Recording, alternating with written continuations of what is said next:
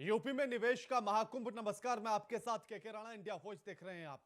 यानी कि उत्तर प्रदेश में अब उद्योगपतियों का जमावड़ा लगने वाला है। प्रधानमंत्री नरेंद्र मोदी के साथ तमाम उद्योगपति लखनऊ के जमीन पर उतरेंगे और उत्तर प्रदेश में निवेश करेंगे। अब इसके लिए 20,000 करोड़ से भी अधिक की राशि को निवेश करने के लिए उत्तर प्रदेश में निवेशक आएंगे। अब ऐसे में यह भी माना जा रहा है कि पिछले 5 सालों में सरकार के द्वारा जो तमाम योजनाओं में और जो तमाम नियमों में परिवर्तन किया गया है और इसी के साथ जो दर्जन भर नीतियों को अपनाया गया और जो नीतियों को अमली जामा पहनाया गया, उसी का ये रिजल्ट है, उसी का ये परिणाम है कि अब निवेशकों की पहली पसंद उत्तर प्रदेश बनता जा रहा है। अगर पिछले 5 सालों से पहले की बात करने लगे तो एक बीमारू राज्य के तौर पर देखे जाने वाला उत्तर प्रदेश और साथ ही तमाम एक्सपर्ट का यूं कहना भी था कि यह लेबर एक्सपोर्टेशन स्टेट है। लेकिन अब उसी उत्तर प्रदेश में निवेशक निवेश करने के लिए तैयार हैं, वो भी करोड़ों की धनराशि को। अब ऐसे में यूं समझा जा सकता है कि सरकार के द्वारा जो अभी तक काम किए गए, कानून व्यवस्था की बेहतरी से लेकर जो तमाम नियमों में परिवर्तन किया गया, उसी का यह नतीजा है कि अब उत्तर प्रदेश पहली पसंद निवेशकों की बनता जा रहा है। अब जीएफएक्स के जरिए से आपको बताते हैं, यूपी में इन्वेस्टर्स का मेला होगा, रोजगार करेला। यूपी में 10 देशों से 20,000 करोड़ से अधिक का निवेश होगा। 36,000 से अधिक संभावित रोजगार मिलेगा।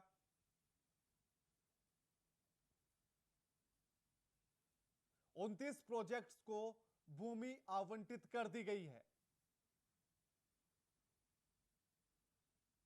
ग्लोबल इन्वेस्टर्स समिट से $1 ट्रिलियन इकोनॉमी का संकल्प पूरा होगा। अगले 2 साल में नेशनल और इंटरनेशनल रोड शो का आयोजन किया जाएगा इसी इन्वेस्टर्स समिट के तहत।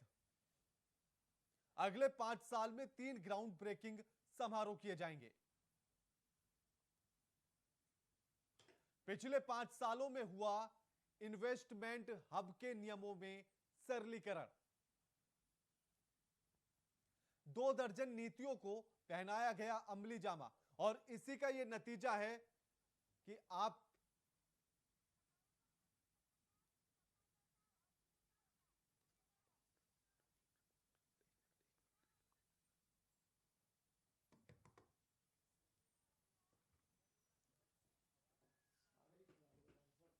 चाचा उठ के नहीं आया, मैं वहां से पहचान गया।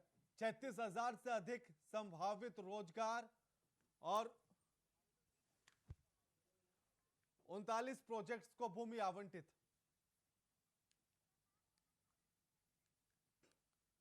अब हमारे साथ जो मेहमान जुड़ गए उनका परिचय आपसे करा देते हैं।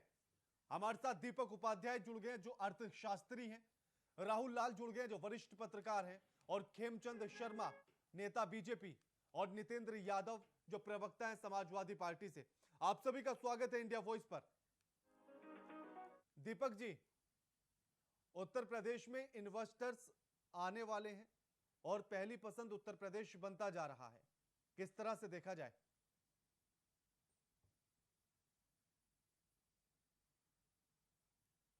दीपक जी सुन पा रहे हैं मुझे?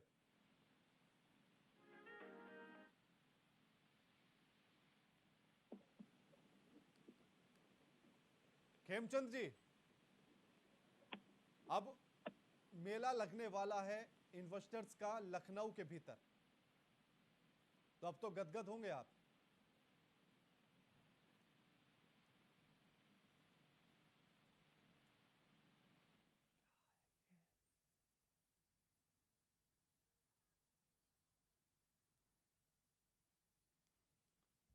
अब आपको बता दें कि लखनऊ के इंदिरा गांधी प्रतिष्ठान में यह कार्यक्रम आयोजित किया जाएगा।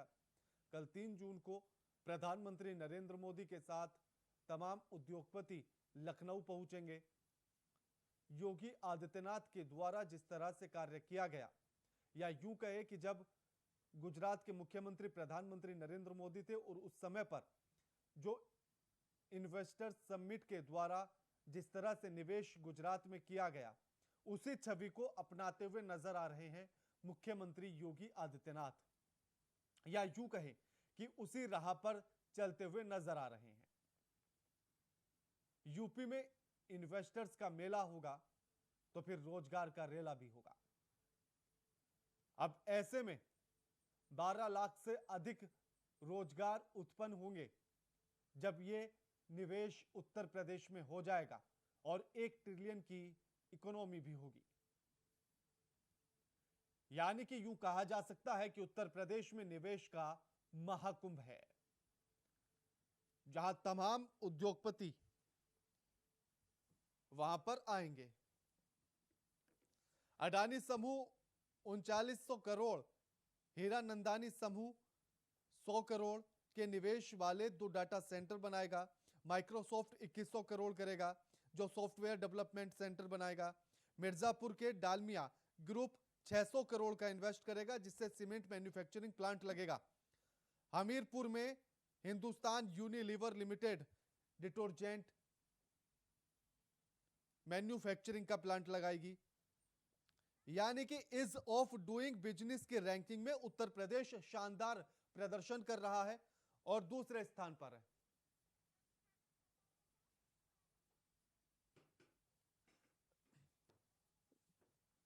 नितेंद्र जी, अब एक तरफ जहां इन्वेस्टर्स का मेला होगा और सरकार कह रही है कि अब रोजगार भी भरपूर होगा, अब क्या कहेंगे आप नितेंद्र जी?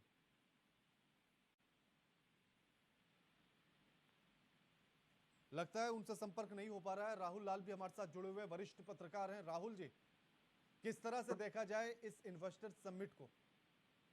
देखिए राणा जी, इसका बड़ा महत्व क्या है उसे थोड़ा समझना पड़ेगा हम लोगों को।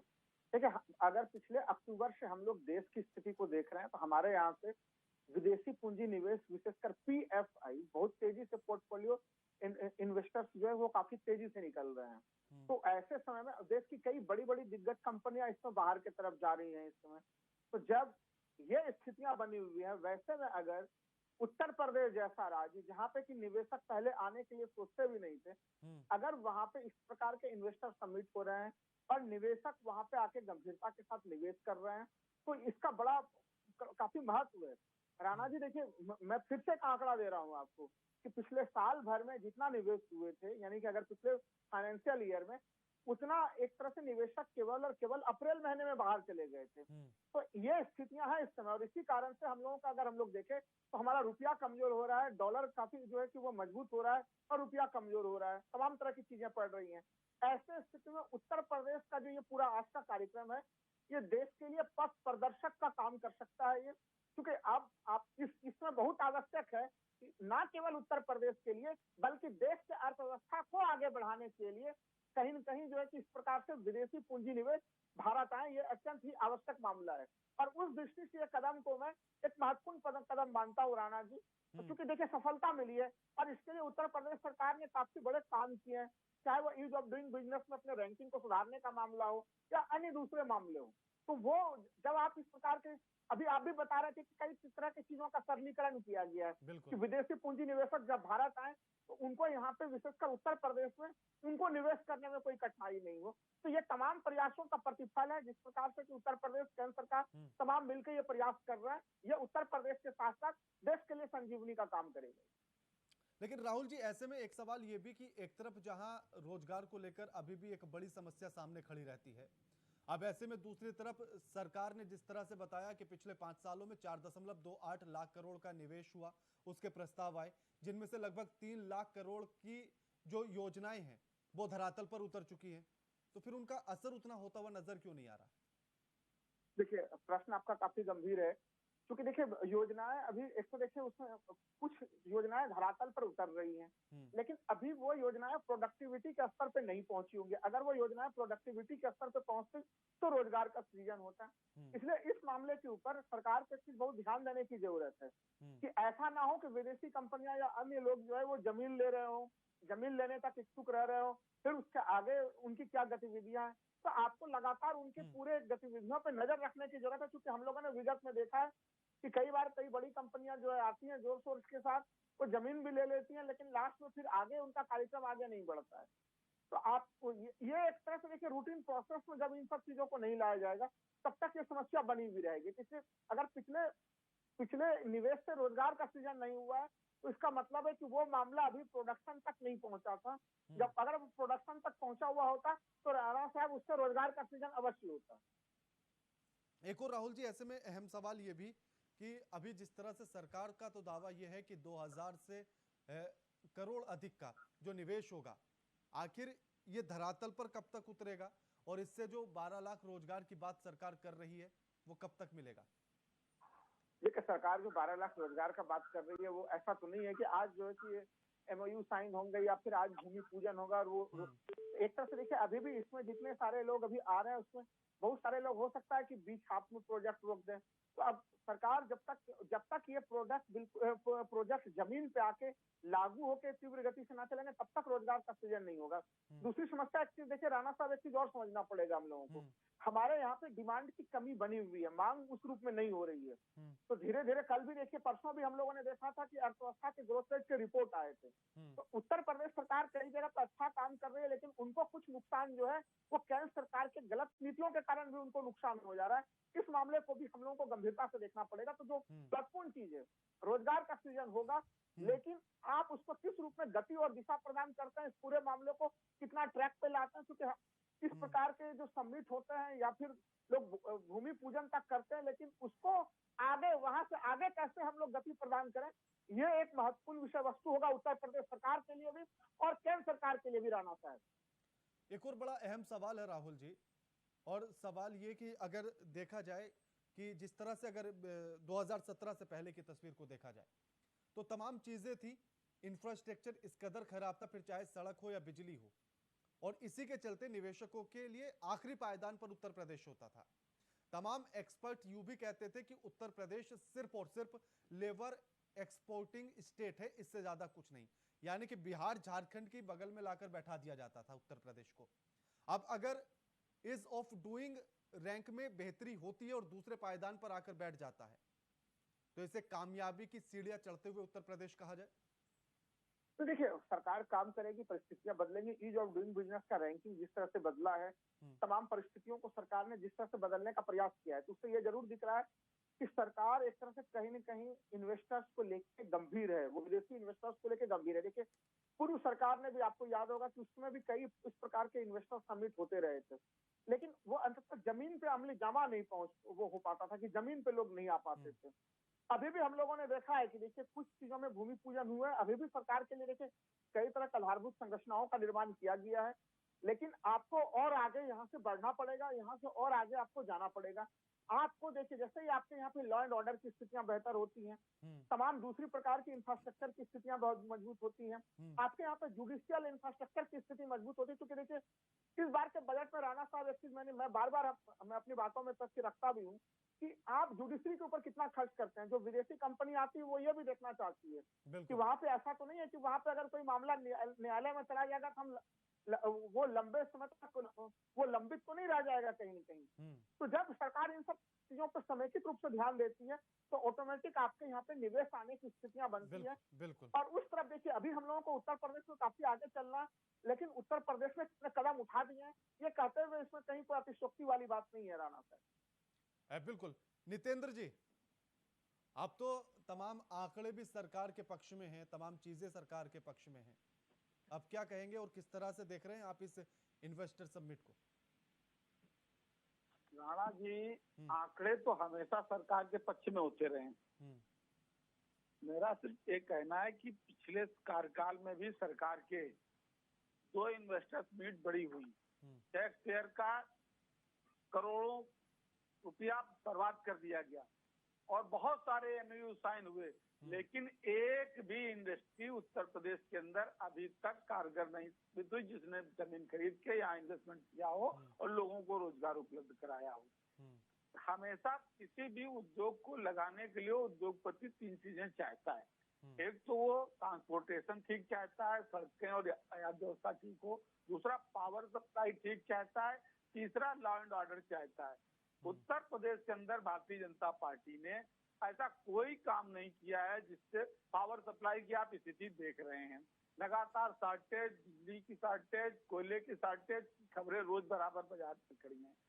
ट्रांसपोर्टेशन के मामले में आप देख रहे हैं कि क्या स्थिति बनी हुई है, और लॉ एंड ऑर्डर तो इस कदर बर्बाद हो चुका है कि आए दिन जघन्य अपराध एक एक नहीं, एक एक परिवार की पूरी हत्या, नरसंग हत्याएं, 5-5 हत्याएं, थानों के अंदर दरोगा के द्वारा बलात्कार, थाने के अंदर मंत्री की हत्या, इस तरीके के हालात भारतीय जनता पार्टी की सरकार में हो जाते हैं। आदरणीय अखिलेश यादव जी ने हमें एक बात कही थी, मुझे वो याद है कि अमेरिका ने सड़कें बनाई थी, सड़कों ने अमेरिका को बनाया। उत्तर प्रदेश के अंदर जिस तरीके से हाईवे और एक्सप्रेसवे बना करके और मेट्रो प्रोजेक्ट ला करके उत्तर प्रदेश के डेवलपमेंट का काम किया गया था, और उस परंपरा को आगे बढ़ाया जाता, तो निश्चित रूप से उत्तर प्रदेश में इन्वेस्टर्स भी आते, बड़े उद्योगपति आते, और आज प्रदेश का विकास हो रहा हो। लेकिन यहाँ तो हिंदू मुसलमान, भारत पाकिस्तान, ज्ञान व्यापी और ताजमहल और यही सब करके पूरे प्रदेश के माहौल में नफरत का माहौल बोल दिया गया है। लोगों में सुरक्षा की भावना कूटकर भर गई है। बिजली सप्लाई और बिजली उत्पादन के मामले में कोई सरकार के द्वारा कार्य नहीं किया जा रहा है। ठीक है नितेंद्र जी लौटूंगा आपके पास। खेमचंद जी, अब कल इन्वेस्टर समिट होना है, अब ऐसे में क्या इसी बात को लेकर खुश रहें कि निवेशक आ रहे हैं और निवेश होगा, या इसको लेकर डेडलाइन देना जरूरी है और उस डेडलाइन पर काम होना जरूरी है? देखिए, हमें खुश होना चाहिए कि जो वर्तमान सरकार है कंस्ट्रक्टिव तरीके से आगे बढ़ रही है। लास्ट में भी जो 2 इन्वेस्टमेंट समिट हुई थी उनके परिणाम बहुत अच्छे आए थे, और अब जो इन्वेस्टमेंट समिट होने जा रही है उसमें ज्यादा बड़ा इन्वेस्टमेंट होने वाला है। बहुत सारे लोग पार्टिसिपेट कर रहे हैं, तो मेरी इन्फॉर्मेशन उसके अकॉर्डिंग 2000 से ज्यादा प्रोजेक्ट इम्प्लीमेंट होने वाले हैं, और इतनी भारी संख्या में जब प्रोजेक्ट आएंगे तो उत्तर प्रदेश के लिए एक संपूर्ण विकास में बहुत बड़ा सहयोग होगा। और हर तरीके की इंडस्ट्री आ रही है, इसमें फूड प्रोसेसिंग इंडस्ट्री आ रही है, IT इंडस्ट्री आ रही है, डेटा सेंटर स्टेब्लिश करने की बात हो रही है, इसमें ये बातें तो हमें सबको पता है कि क्या होने वाला है हर और किस तरीके तरह की की इंडस्ट्री संभावनाएं आने वाली है। और मेरा ना सिर्फ सवाल ये नोएडा है के कि इसकी आसपास डेडलाइन क्या होगी, कि आखिर अगर ये निवेश होता है तो इससे प्रोडक्ट कब तक बनकर तैयार होगा, रोजगार कब तक मिलेगा, इसकी डेडलाइन होना जरूरी है।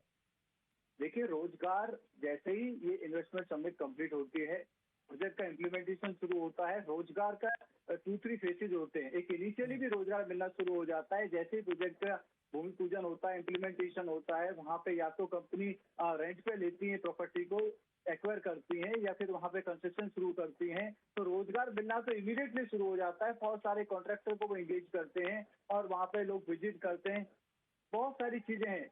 और जो कंप्लीट रोजगार है, जो फुल रोजगार है, उसमें थोड़ा टाइम लगेगा, लेकिन जैसे ही ये प्रोजेक्ट का इम्प्लीमेंटेशन शुरू हो जाएगा तो इसका जो इफेक्ट है कि भी किस तरीके से रोजगार मिलने चाहिए या मिल रहे हैं, वो आपको दिखने शुरू हो जाएंगे।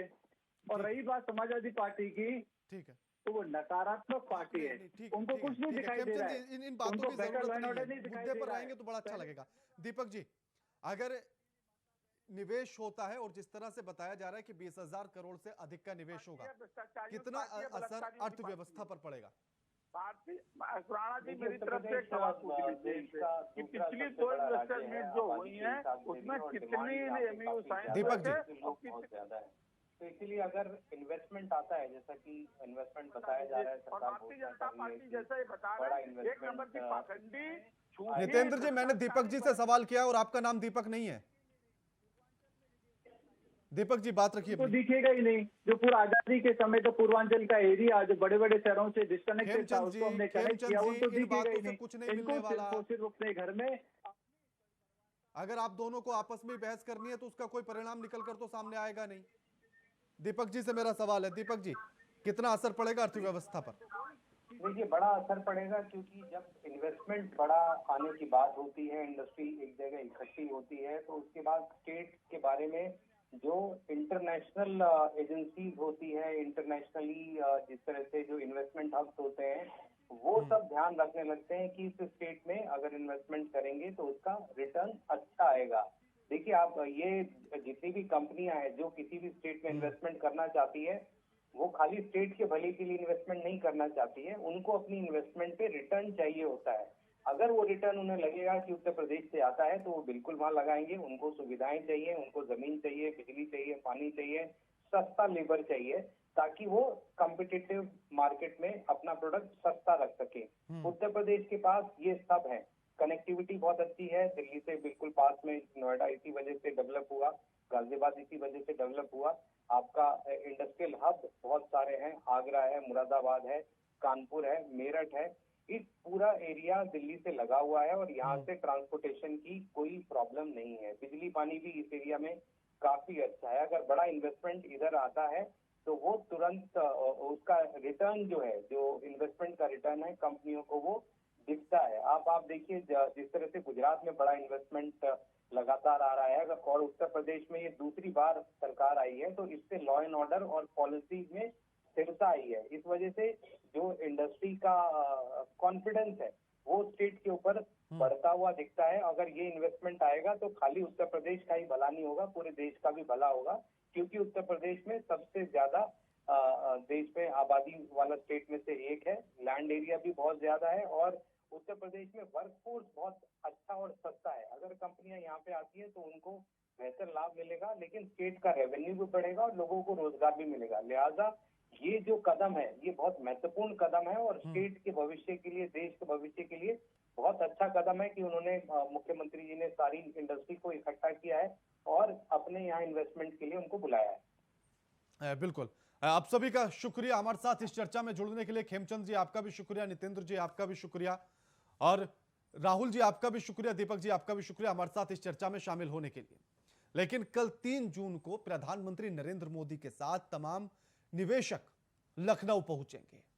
अब सरकार के द्वारा ये कहा जा रहा है कि 20,000 करोड़ से अधिक का निवेश ये निवेशक करेंगे, क्योंकि उत्तर प्रदेश में जिस तरह से सरकार ने काम किया है उसको देखते हुए अब ऐसे में उत्तर प्रदेश पहली पसंद बन चुका है निवेशकों की। लेकिन अब देखना यह होगा कि कल होने वाले उस इन्वेस्टर मीट्स का, उस इन्वेस्टर समिट का आखिर असर कितना पड़ता है और सरकार अपने दावों पर आखिर कितनी खरी उतरती है। इस कार्यक्रम में फिलहाल इतना ही। नमस्कार।